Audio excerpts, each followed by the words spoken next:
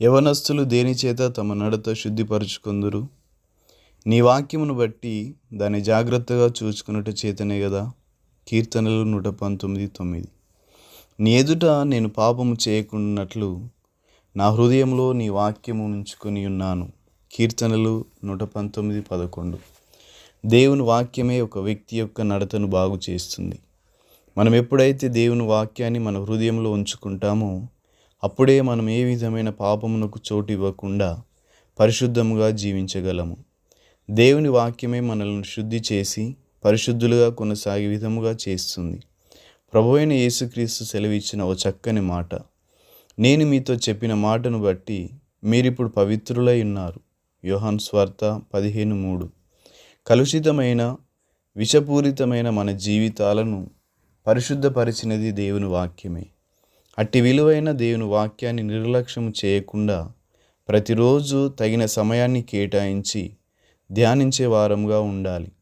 క్రైస్తవ్యాన్ని ద్వేషించే ఓ సహోదరుడు తన స్నేహితుని ద్వారా మందిరానికి వచ్చి రక్షించబడ్డాడు. తర్వాత తాను చెప్పిన సాక్ష్యము, అయ్యా, నేను ఆటో డ్రైవర్గా ఉంటున్నాను. ఎప్పుడైనా ఎక్కడైనా కొంచెం సమయము ఆటో ఆపవలసి వస్తే అప్పుడు వెంటనే బైబిల్ తీసి చదువుతాను. ఆ విధంగా 20 రోజుల్లో బైబిల్ మొత్తాన్ని చదివాను. అంతేకాదు, ఒక సంవత్సరంలో మొత్తం 8 సార్లు చదివాను అని చెప్పాడు.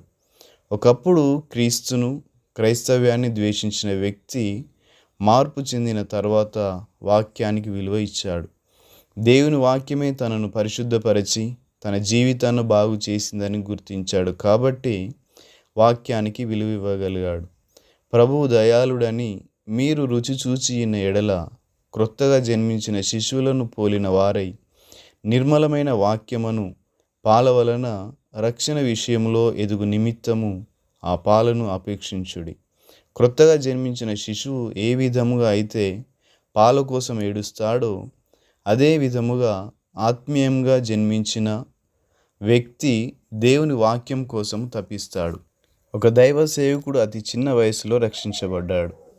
ఆ రోజుల్లో స్కూల్ నుంచి వచ్చిన వెంటనే బైబిల్ తీసుకుని పొలానికి వెళ్ళి ఆ పొలము గట్ల మధ్య మోకరించి ప్రార్థన చేసి ఆ తర్వాత దేవుని వాక్యాన్ని ధ్యానిస్తూ ఉండేవాడు.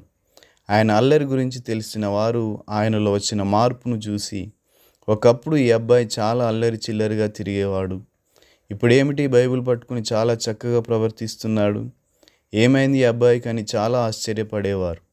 ఆయన రక్షించబడిన తర్వాత ఆయనలో ఏర్పడిన ఓ బలమైన కోరిక, ఎక్కువ సమయము దేవుని సన్నిధిలో గడపాలి, ఎక్కువ సమయము ప్రార్థించాలి, ఎక్కువ సమయము దేవుని వాక్యాన్ని ధ్యానించాలి అని తపిస్తూ ఉండేవాడు.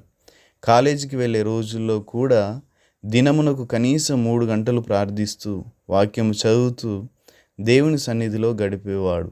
సెలవు రోజులలో మరింతగా వాక్యాన్ని ధ్యానిస్తూ ఉండేవాడు. తర్వాత సిటీకి వెళ్ళాక కూడా దినమునకు కనీసం 6 లేదా 7 గంటలకు ప్రార్థనకు, వాక్యానికి చోటిచ్చేవాడు. ఆ విధంగా ఒక పరిచర్య ప్రారంభించి ఇప్పటికి కూడా దినమునకు కనీసం 12 నుండి 16 గంటలు సేవకు కేటాయిస్తూ అధిక సమయము వాక్యాన్ని ధ్యానిస్తూ శ్రేష్టమైన సందేశాలను సిద్ధపరుస్తూ ప్రజలకు అందిస్తున్నాడు. రక్షించబడ్డారా? తిరిగి జన్మించారా? అయితే వాక్యానికి విలువ ఇవ్వండి.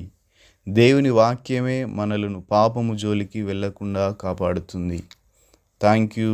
God bless you.